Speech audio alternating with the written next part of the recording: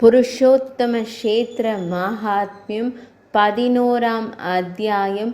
நாரத முனிவருக்கும் மன்னர் இந்திரத்யும்னனுக்கும் இடையிலான உரையாடலின் தொடர்ச்சி. ஜைமினி முனிவர் கூறினார், பிரம்மதேவரின் மைந்தனான நாரத முனிவரிடமிருந்து பகவானுக்கு சிறந்த பக்தியை பற்றி கேள்விப்பட்ட போது இந்திரத்யும்ன மன்னன் மிகவும் மகிழ்ச்சி அடைந்து அவரிடம் கூறலானார். இந்திரத்யும்ன மன்னன் கூறினார், துறவிகளுடன் தொடர்பு கொள்வது உலக இருப்பின் நோயை அழிக்கும் என்று கற்றறிந்த மனிதர்கள் எனக்கு கற்றுக் கொடுத்துள்ளனர். புனிதமான தலைவரே, அது இப்போதுதான் எனக்கு நடந்தது. ஸ்ரீ மகாவிஷ்ணு உயர்ந்த ஆன்மா, பெரியவரை விட பெரியவர், உங்களால் நேரடியாக காட்சிப்படுத்தப்பட்டார். உங்களை விட வேறு யார் சிறந்த துறவியாக இருக்க முடியும்? நீங்கள் என் இருப்பிடத்திற்கு வந்துவிட்டீர்கள்.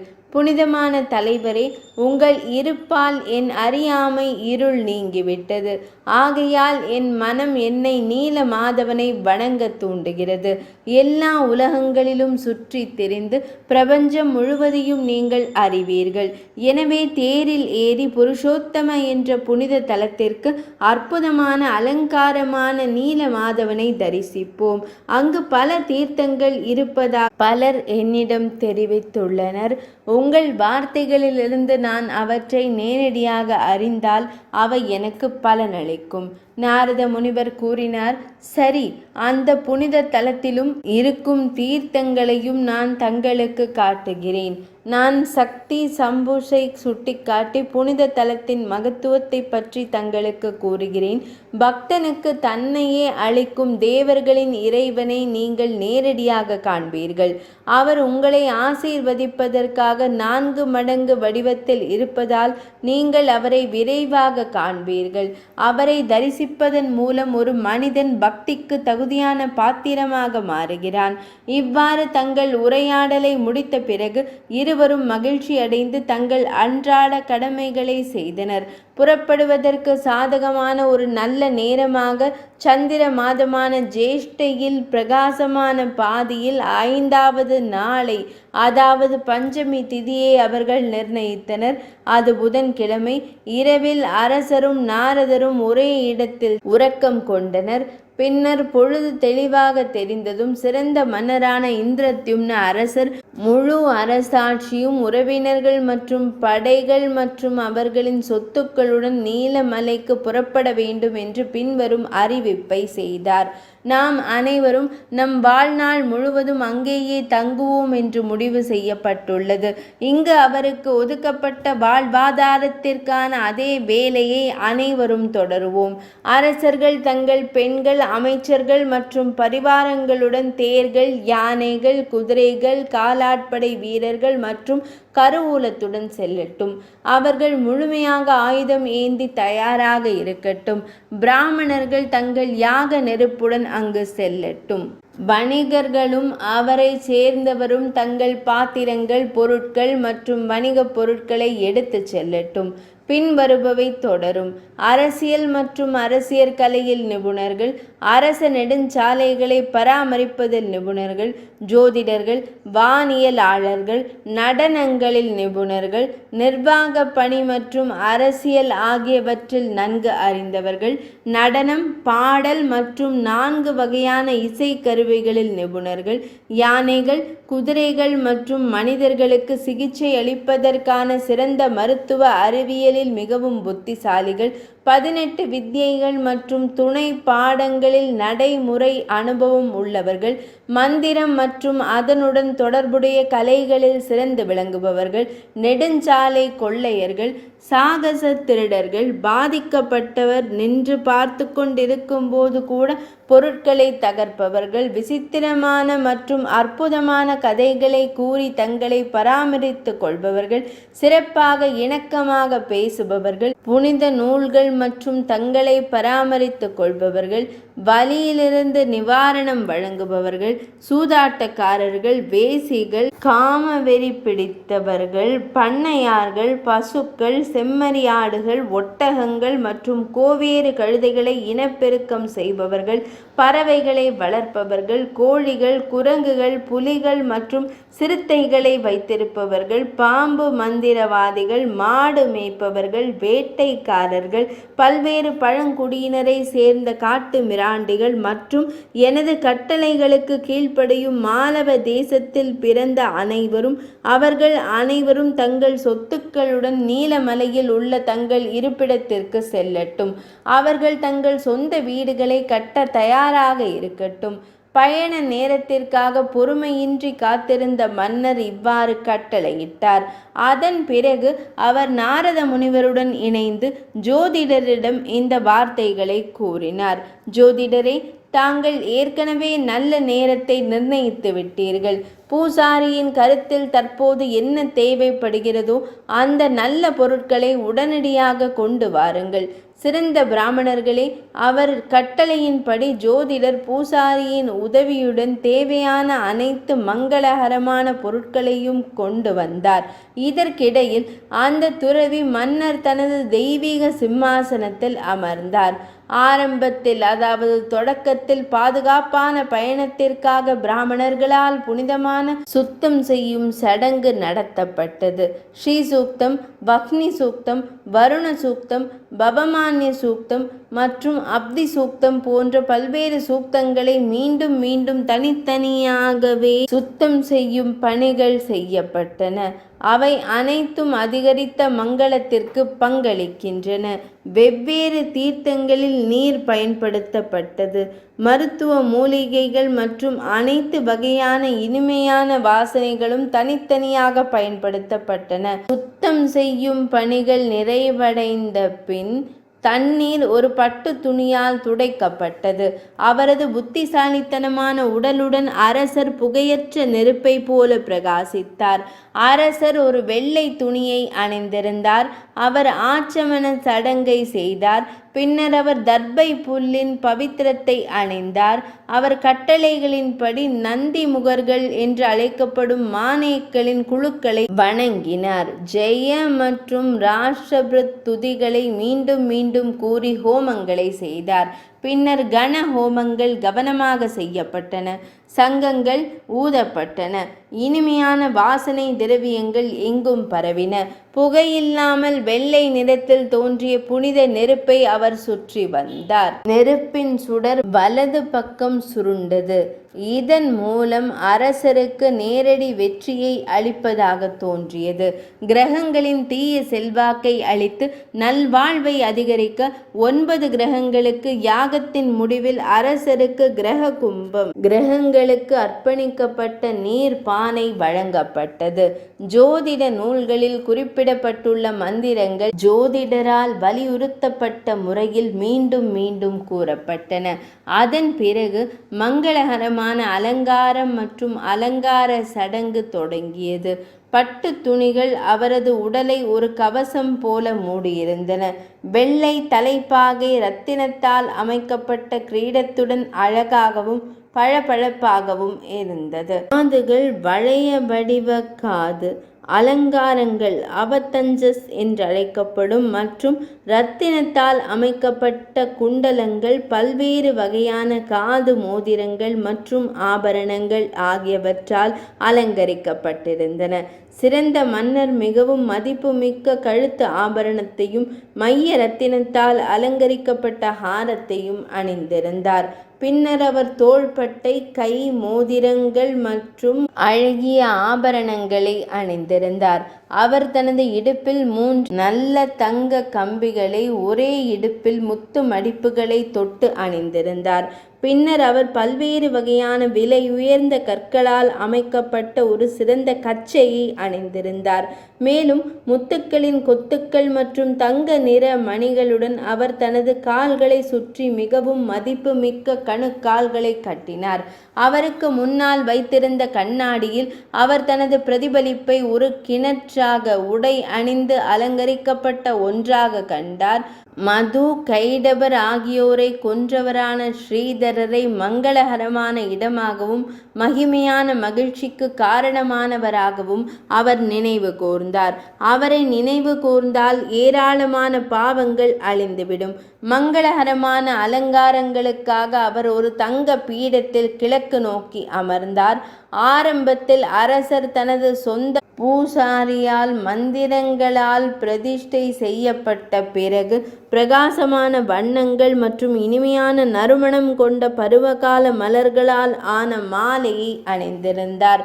பின்னர் அவர் களிமண், விளக்கு, பழம், துர்வா புல், தயிர் மற்றும் கோரோச்சனம், அதாவது ஒரு மந்தமான மஞ்சள் நிறமி ஆகியவற்றை மந்திரங்களால் புனிதப்படுத்திய பிறகு தொட்டார். பின்னர் அவருக்கு பாதுகாப்பு வெள்ளை கடுகு மூலம் சடங்கு பாதுகாப்பு வழங்கப்பட்டது. பின்னர் அரசர் பசுவின் பாலில் இருந்து தயாரிக்கப்பட்ட நெய்யில் தன்னை பார்த்தார், அதாவது பிரதிபலித்தார். பின்னர் சிங்கம் போன்ற அரசர் மந்திரங்களால் பிரதிஷ்டை செய்யப்பட்ட கண்ணாடியில் பிரதிபலிப்பை பார்த்தார். வேத மந்திரங்களை பாடுவதன் மூலமும் சாந்தி, பிரசவ மந்திரங்களை உரக்க உச்சரிப்பதன் மூலமும் நல்ல வாய்ப்புகள் அவருக்கு கிடைத்தன. பதிசூக்த மற்றும் யஜுர் மந்திரங்கள் மூலம் அவர் பாதையில் செல்லும் போது பாதுகாப்பு அளிக்கப்பட்டது. புராணங்களின் சுப வசனங்கள் மூலம் மன்னர் வீரம் மற்றும் மன உறுதியால் நிரப்பப்பட்டார். அவரது வீரம் பாணர்கள் மற்றும் அறிவிப்பாளர்களால் வெளிப்படுத்தப்பட்டது. தனது தாமரை போன்ற இதயத்திற்குள் அரசர் கருட சின்னம் கொண்ட இறைவனை தியானித்தார். அவர் தேவி சத்யபாமையுடன் இணைந்து சொர்க்க பாரிஜாத மரத்தை எடுத்துச் சென்றார். பின்னர் அவர் தனது வலது பாதத்தால் முதல் அடியை எடுத்து வைத்தார். முன்னால் நின்ற நாரத முனிவரை சுற்றி வந்த பிறகு கரும்பு ஏந்திய உதவியாளர்களால் பாதுகாக்கப்பட்ட மைய பிரதான வாயிலிற்கு மன்னர் ஏறினார். அரச சம்பிரதாயங்களில் தேவைக்கேற்ப உதவியாளர்கள் அவருக்கு பாதையை காட்டினர். அவர் குடும்ப புனித நெருப்பை அக்னிஹோத்திரம் பூசாரிகளால் முன்னோக்கி எடுத்துச் சென்றார். அங்கு அவர் தனது வலது புறத்தில் பிராமணர்கள் மாங்கல்ய சூக்தத்தை மங்களத்திற்கான பாடல் ஓதிக்கொண்டிருந்ததை கண்டார். அவர்கள் தோற்றத்தில் புத்திசாலித்தனமாக இருந்தனர் மற்றும் வெள்ளை பட்டு ஆடைகளை அணிந்திருந்தனர். அவர்கள் அரசரின் முன் வறுத்த தானியங்கள் மற்றும் கோதுமைகளை வீசினர். மலர்களுடன் அவரது நலனுக்காக ஆசீர்வாத வார்த்தைகளை மீண்டும் மீண்டும் கூறினர். வேசிகள் இடது பக்கத்தில் மும்முரமாக சௌரிகளை பிடித்து அசைத்து நின்றனர். அவர்கள் பிரகாசமான அழகான ஆடைகள் மற்றும் பிரகாசமான ஆபரணங்களை அணிந்திருந்தனர். புன்னகைக்கும் தாமரை போன்ற திருமுகங்களுடன் அவர்கள் மிகவும் அழகாக தோன்றினர். சிறந்த பிராமணர்களே, மன்னர் பக்தி உள்ளவராகவும் பணிவானவராகவும் இருந்தார். அவர் பிராமணர்களை ஆடைகள், அலங்காரங்கள், மாலைகள், இனிமையான நறுமணப் பொருட்கள் மற்றும் களிம்புகளால் கௌரவித்தார். பிராமணர்கள் தானே இறைவன் என்ற நம்பிக்கையுடன் அவர் அந்த பிராமணர்களை உருவாக்கினார். அவர்களை கௌரவிப்பதில் மகிழ்ந்த ஹிமானர்கள் மன்னரின் அனுமதியுடன் மந்திரி, வேசிகள் மற்றும் ஏழைகளுக்கு பணம், வெள்ளை புறாக்கள், அன்னங்கள், வெள்ளை குதிரை மற்றும் வெள்ளை யானை ஆகியவற்றை பொருத்தமான பரிசுகளாக கொடுத்தார்கள். பின்னர் மன்னர் கவனமாக தண்ணீர் நிரப்பப்பட்ட வாழை மரத்தின் தண்டுகளின் இலைகள் கொண்ட ஒரு வளைவின் கீழ் வைக்கப்பட்டிருந்த புனிதமான குடத்தை பார்த்தார். மாம்பழத் தளிர்கள், வெள்ளை பூக்கள் மற்றும் பழ மாலைகளால் அலங்கரிக்கப்பட்ட குடம். அவர் பல புனிதமான விஷயங்களையும் பார்த்தார். சூரியனின் வெப்பத்தை தணிக்க அவரது தலைக்கு மேலே ஒரு வெள்ளை குடை பிடிக்கப்பட்டது. நூற்றுக்கணக்கான சங்குகள் ஒரே நேரத்தில் ஊதப்படும் சத்தங்களுடன் கலந்த பல இசை கருவிகள் வாசிக்கப்படுவதை கேட்டார். அதேபோல் மன்னர் வெற்றி பெறு என்று புனிதமான பாடல்களையும் முழக்கங்களையும் கேட்டார். பின்னர் அவர் நரசிம்மமூர்த்தியை பார்க்க அரண்மனைக்குள் நுழைந்தார். அந்த இறைவனை நினைவு கூர்ந்து ஒரு மனிதன் அனைத்து ஐஸ்வர்யங்களையும் பெறுகிறான். தூரத்திலிருந்தே பகவான் நரஹரியை ஒரு தெய்வீக சிம்மாசனத்தில் அமர்ந்திருப்பதை கண்ட அவர், அரசர், 8 அங்கங்களும் தரையை தொட்டு அவர் முன் சாஷ்டாங்கமாக வணங்கினார். உபனிஷதங்களின் வார்த்தைகளால் அவர் இறைவனை சாந்தப்படுத்தினார். தனது வலது புறத்தில் நின்ற தேவி துர்க்கையை வணங்கினார். பக்தர்களை அனைத்து துன்பங்களிலிருந்தும் விடுவிக்கும் துர்க்கை அன்னை பக்தர்களை கருணையுடன் பார்க்கிறார். அவர் தேவியின் பாதங்களுக்கு அருகில் வணங்கினார். பின்னர் பூசாரி இறைவனின் சிலையிலிருந்து மங்களகரமான மாலையை கழற்றி அரசரின் கழுத்தில் அணிவித்து அவரது உடலில் இனிமையான நறுமணங்களை பூசினார். அவர் மகிழ்ச்சியுடன் அரசருக்கு நீராஜன சடங்கை, அதாவது விளக்குகளை சம்பிரதாயமாக அசைப்பது செய்து அரசரின் தலையை தலைப்பாகையினால், அதாவது திருப்பரிவட்டத்தினால் மூடினார். பின்னர் சிறந்த மன்னர் மீண்டும் 2 தெய்வங்களையும் சுற்றி வந்து பல்லக்கில் வைத்தார். அவை முன்னால் நிறுத்தப்பட்டு அவன் தனது பயணத்தை தொடங்கினான். அவன் வெளியே வந்து வெளிப்புற வாயிலில் தேர் தயாராக இருப்பதை கண்டான். காற்றின் வேகத்தில் 10 குதிரைகள் அதனுடன் இணைக்கப்பட்டிருந்தன. மன்னர் தேரை சுற்றி வந்து நாரத முனிவருடன் அதில் ஏறினார். மிருதங்கம், கோமுகம் போன்ற பல்வேறு வகையான மேளங்கள் முழங்கப்பட்டன. மாதுரி மற்றும் சர்ச்சாரி என்ற இசைக்கருவிகள் இசைக்கப்பட்டன. ஆயிரக்கணக்கான சங்கங்கள் ஊதப்பட்டன. சாசன மன்னர்களுக்கு சொந்தமான கோடிக்கணக்கான தேர்கள் இருந்தன. அவை மன்னர் இந்திரத்யும்னனின் தேரை சுற்றி வரிசையாகவும் வைக்கப்பட்டிருந்தன. அவை பல்வேறு வகையான ஆயுதங்களால் பொருத்தப்பட்டிருந்தன. அவை கொடிகள் மற்றும் பதாகைகளால் அலங்கரிக்கப்பட்டிருந்தன. கொடி கம்பங்கள் உயரமாக இருந்தன. தங்கம் மற்றும் வெள்ளியால் செய்யப்பட்ட மணிகளின் சரங்களால் அவை பொருத்தப்பட்டிருந்தன. அவற்றுக்கு கண்ணாடிகளும் இணைக்கப்பட்டிருந்தன. அவை பல்வேறு இயந்திர சாதனங்களுடன் பொருத்தப்பட்டிருந்தன. அவை இனிமையான மற்றும் கம்பீரமான கர்ஜனை ஒலிகளை கொண்டிருந்தன. காலாட்படையின் சத்தங்கள், காற்றின் வேகத்தில் குதிரைகள் மற்றும் யானைகளின் சத்தங்கள் கேட்கப்பட்டன. தேர்களின் கர்ஜனை ஒலிகள், கால் வீரர்களின் அணிவகுப்பு சத்தங்கள், யானைகளின் எக்கால சத்தம் மற்றும் குதிரைகளின் அட்டகாசம் ஆகியவற்றுடன் கலந்தன. இசை கருவிகளின் சத்தங்களும் இவற்றுடன் கலந்தன. இவை அனைத்தும் யுகத்தின் இறுதி நேரத்தில் கடல்களின் சத்தங்களைப் போல மக்களால் கேட்கப்பட்டன. அதே நேரத்தில் குடிமக்களும் குதிரைகள், கழுதைகள், ஒட்டகங்கள் மற்றும் வாயல்காரர்களுடன் தங்கள் சொந்த தேவைகளை பூர்த்தி செய்ய தொடங்கினர்.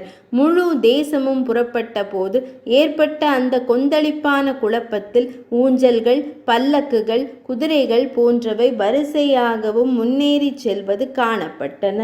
மன்னர்களின் உள் அடுக்குமாடி குடியிருப்புகளை சேர்ந்த நூற்றுக்கணக்கான உறுப்பினர்கள் அந்த இடத்திலிருந்து புறப்பட்டனர். அவர்கள் மந்திரிகளால் சூழப்பட்டு அதிகாரிகள் மற்றும் பெரிய படைகளால் பாதுகாக்கப்பட்டனர். அவர்கள் பல்வேறு வகையான வாகனங்களில் தின்பண்டம் செய்தனர். யஜ்வான்கள், அதாவது வேள்வி பூசாரிகள், தங்கள் மனைவிகளுடன் அக்னிஹோத்திர வேள்வி நெருப்பு மற்றும் பொருட்களை சாமியா பாத்திரங்களில் வெவ்வேறு குழுக்களாக வைத்து வண்டிகளில் சுமந்து சென்றனர். புத்தக கட்டுக்கள், தெய்வ வழிபாட்டிற்கான பாத்திரங்கள், பலிமர கிளைகள், தர்பை புல், பானைகள் மற்றும் குடங்கள் மற்றும் ஹோமத்திற்கான பொருட்கள், இவை அனைத்தையும் அவர்கள் மற்ற வண்டிகள் மற்றும் வாகனங்கள் மூலம் எடுத்து செல்ல மற்ற பிராமணர்களை செய்தார்கள். அரசர்கள், அமைச்சர்கள், ஊழியர்கள், பூசாரிகள், ரித்விக்குகள், அரசரின் நிர்வாக அதிகாரிகள், அடிமைகள், பல்வேறு வகையான சேவைகளில் ஈடுபட்டவர்கள், இவர்கள் அனைவரும் தங்கள் உடைமைகளுடன் ஒன்று கூடினர். மற்றவர்கள் முன்னோக்கி சென்றனர். கருவூலங்களில் பணியமர்த்தப்பட்டவர்கள் முழு பொக்கிஷத்தையும் பணம் போன்றவை எடுத்துக்கொண்டு முன்னேறி சென்றனர். பல்வேறு சந்தர்ப்பங்களில் அரசருக்கு உதவி செய்தவர்கள், தோட்டக்காரர்கள் மற்றும் பிறர், வணிகர்கள் மற்றும் அவர்களுக்கு உதவி செய்பவர்கள், இவர்கள் அனைவரும் தங்கள் சொந்த பொருட்களை எடுத்துக்கொண்டு அரசரின் கட்டளைப்படி புறப்பட்டனர்.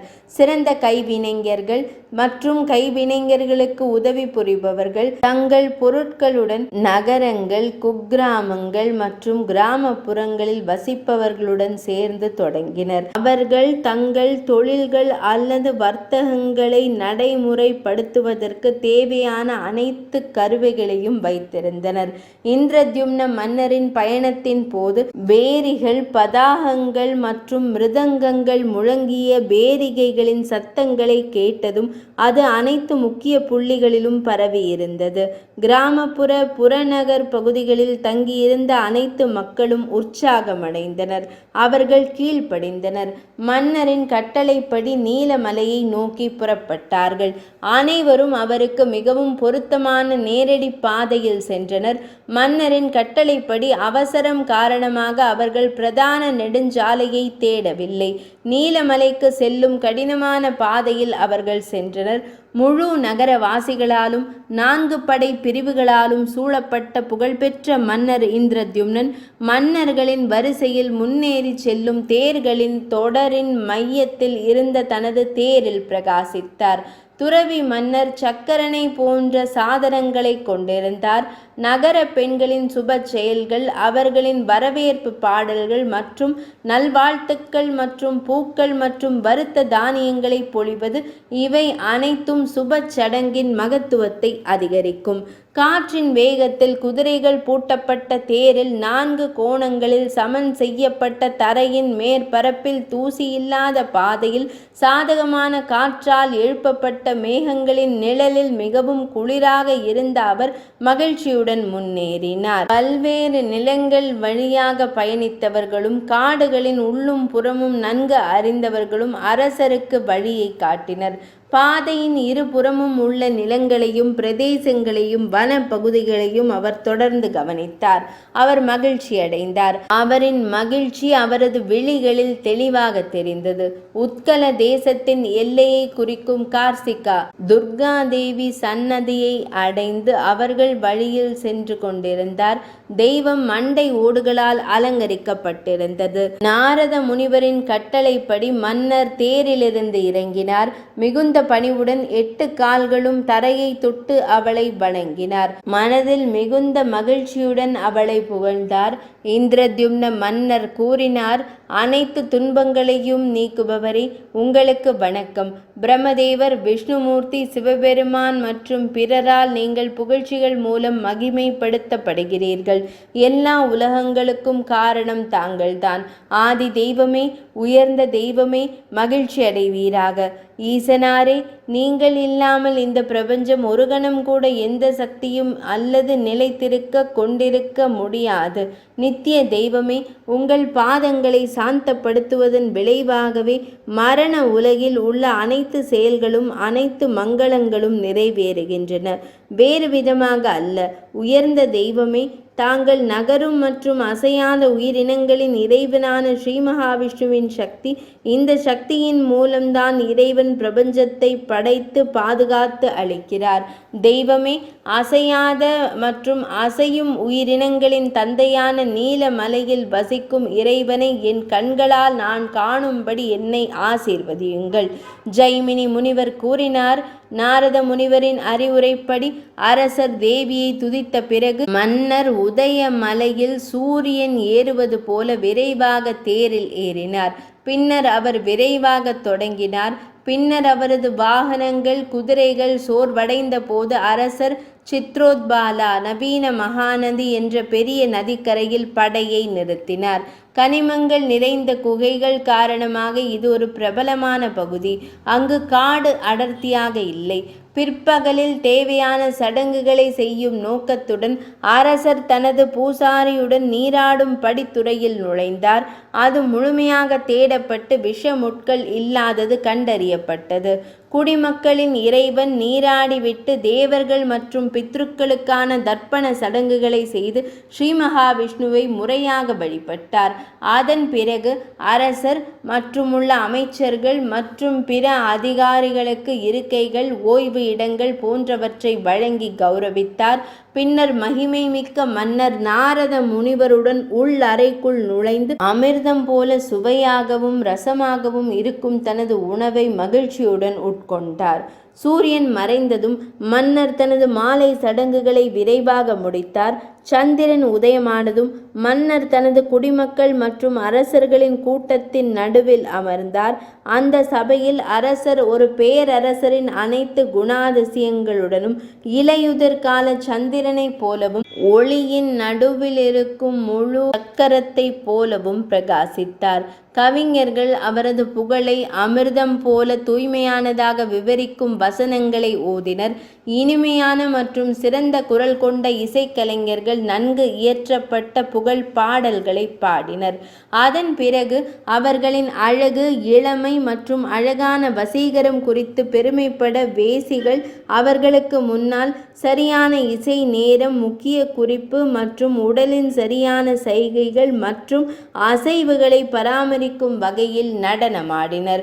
உருவக பேச்சு, கற்பனைகள் மற்றும் அற்புதமான சொற்களின் தொகுப்புகள் நிறைந்த கவிதை மற்றும் உரைநடை அமைப்புகளின் மூலம் உலகிலேயே மிகவும் அற்புதமான மற்றும் சரியான வடிவத்தையும் அம்சங்களையும் கொண்ட அவரை பாடகர்களும் அறிவிப்பாளர்களும் புகழ்ந்து பாடினர். அதன் பிறகு சபையில் அமர்ந்திருந்த முக்கிய ஸ்ரீ வைஷ்ணவர்களை மன்னர் இனிமையான வாசனை திரவியங்கள், மாலைகள் மற்றும் வெற்றிலைகளால் கௌரவித்தார்.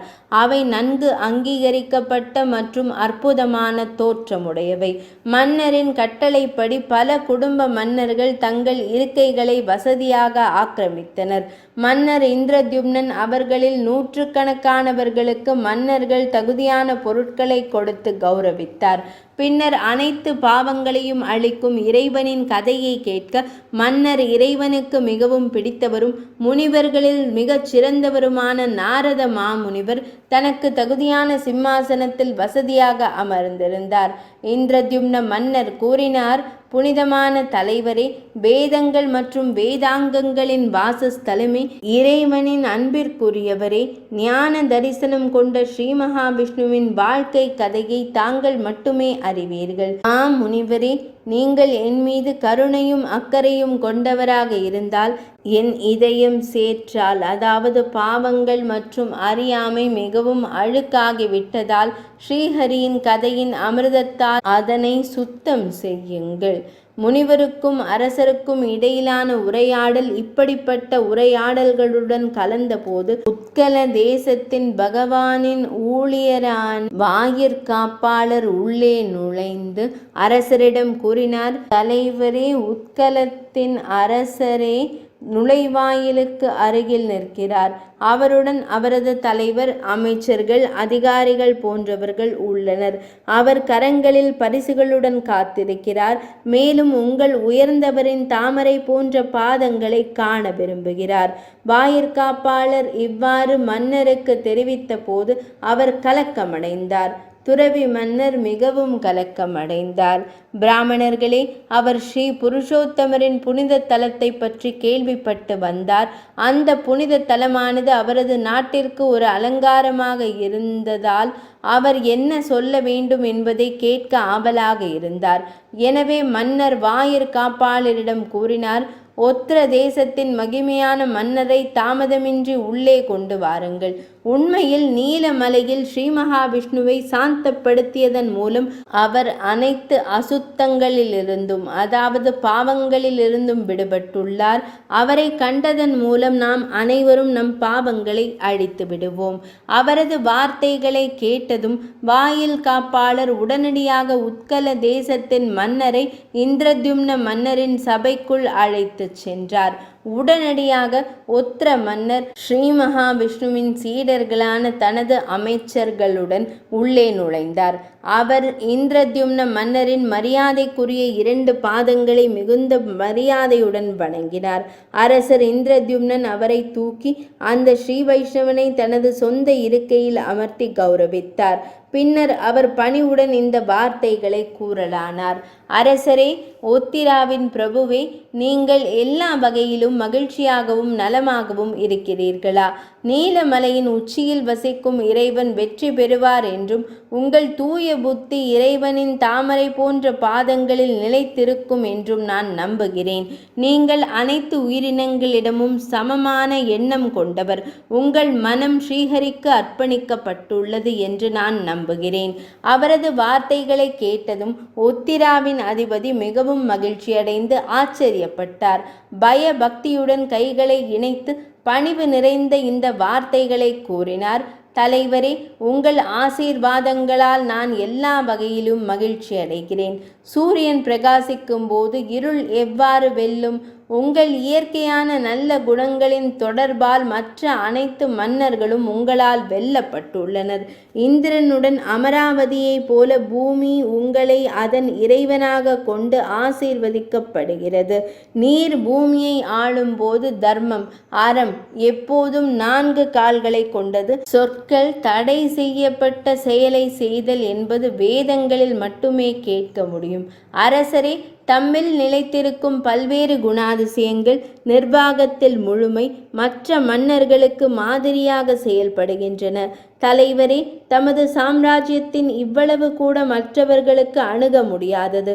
மிகச்சிறந்த அரசரே, 18 தீவுகளை கொண்ட முழு பூமியும் தமது ஆட்சியின் கீழ் இருப்பது ஒரு இல்லத்திற்கு ஒப்பிடத்தக்கது. தாம் அனைத்து உயிரினங்களையும் நேசிக்கிறீர். பிரம்மதேவர் உங்களை படைக்கவில்லை என்றால் மக்கள் தங்கள் மகன்களும் உறவினர்களும் இறந்தால் துக்கத்திலிருந்து எவ்வாறு விடுபட முடியும்? சாதாரண மன்னர்கள் ஸ்ரீ மகாவிஷ்ணுவின் பகுதிகள் என்று ஸ்ருதி கூறுகிறது. தாமே இறைவன். தம்மை போன்ற நல்ல குணங்களை கொண்ட சுரங்கம் வேறு யார்? நீலமலை தெற்கு கடலின் கரையில் உள்ளது. இது காடுகளால் சூழப்பட்டுள்ளது. இங்கு சாதாரண மக்கள் அடிக்கடி செல்வதில்லை. அங்குதான் தெய்வம் உள்ளது. இப்போது ஒரு புயல் தெய்வத்தின் மீது மணலை சிதறடித்ததாக கேள்விப்படுகிறது. அதன் விளைவாக என் ராஜ்யத்திலும் பஞ்சம், மரணம், கொள்ளை நோய் போன்றவை உள்ளன. நீங்கள் வந்ததிலிருந்து என் விஷயத்தில் எங்கும் நல்வாழ்வு இருக்கும். உத்கல மன்னர் இவ்வாறு தனது உரையை முடித்த போது, சிறந்த பிராமணர்களே, மன்னர் இந்திரத்யும்னன் அவரை முறையாக கௌரவித்து ஓய்வெடுக்க அனுப்பினார். மிகுந்த மனச்சோர்வுடன் அவர் நாரத முனிவரை பார்த்து, முனிவரே, இது என்ன? நான் முயற்சித்த அனைத்தும் வீணாகிவிட்டதா என்று நான் சந்தேகிக்க தொடங்குகிறேன் என்று கூறினார். அவர் இதை கூறியதும் 3 காலங்களையும் அறிந்த நாரத மாமுனிவர் அவரிடம் கூறினார், இதனை கண்டு நீங்கள் ஆச்சரியப்படலாகாது. ஸ்ரீ வைஷ்ணவர்களில் மிகச் சிறந்தவரே, நீங்கள் மிகவும் அதிர்ஷ்டசாலி. ஸ்ரீ வைஷ்ணவர்களின் ஆசை ஒருபோதும் நிறைவேறாமல் போவதில்லை. வியாதிகளிலிருந்து விடுபட்ட நாராயணரை தாங்கள் நிச்சயமாக காண்பீர்கள். நாராயணரை ஆதி தெய்வமாக காண்பீர்கள். அவர் அனைத்து உலகங்களுக்கும் காரணமானவர் மற்றும் புனித வடிவத்தை ஏற்றுக்கொண்டவர். உங்களை ஆசீர்வதிப்பதற்காக அவர் பூமியில் அவதரிப்பார்.